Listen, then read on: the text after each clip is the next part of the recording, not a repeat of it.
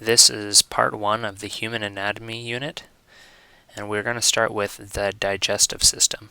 This slideshow goes along with notes that were handed out in class, so as you listen to the video, please follow along with your notes and fill in any blanks that you need to. As we investigate the digestive system, we find the major purpose of it is to actually change the food we eat into a form that can be absorbed by our cells and utilized for energy. We've talked before about how carbohydrates are broken down and how ATP fuels our body, but now we're going to find out how that food actually breaks down in the first place. Some major processes involved in the human digestive system include actual ingestion, so putting the food in your mouth, digestion, which is both chemical and mechanical breakdown of the food we eat.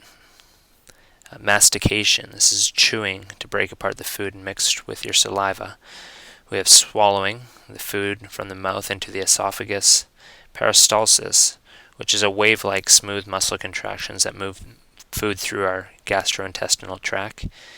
And we have absorption, passage of molecules through the wall of the small intestine, and defecation, discharging the indigestible waste, or what we would call feces.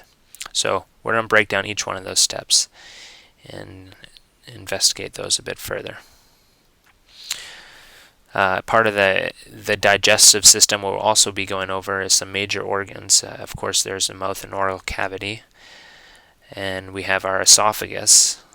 Food then goes into our stomach, and then we have organs that help to aid the digestion, including the liver, gallbladder, pancreas, and then the food will end up passing through the small intestine and eventually the large intestine, and then it is excreted.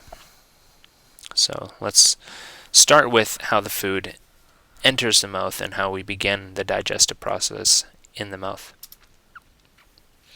The mouth and oral cavity, the main function of it is to receive food. It is for both mechanical and chemical digestion, and the formation of a bolus. Now, a bolus, you'll hear that throughout the video. It is basically just a mixture of chewed food and saliva. So if you look at the diagram there, you'll see some major parts of the oral cavity that we'll look at. Starting with the roof of the mouth. Of course, that separates the oral cavity from the nasal cavity. We have the hard palate there, which is circled in red. That is the front of the roof of the mouth. It is composed of mostly bones, which is what gives it its name, the hard palate. Then we have the soft palate. That's the back of the roof of the mouth, which is composed of muscle. If you kind of feel it with your tongue, you can feel the actual difference in the structure. Then we have the uvula, which is that hangy ball that everyone would call it at the back of the throat. We have our tongue, of course, you know where that is. Taste buds, which are found on the tongue as sensory receptors.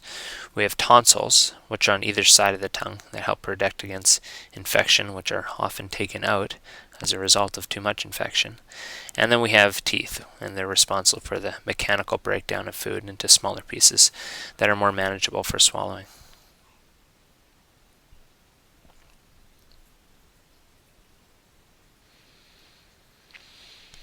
The mouth and oral cavity. Now, within the mouth and oral cavity, you have your 3 pairs of salivary glands. Anyone who has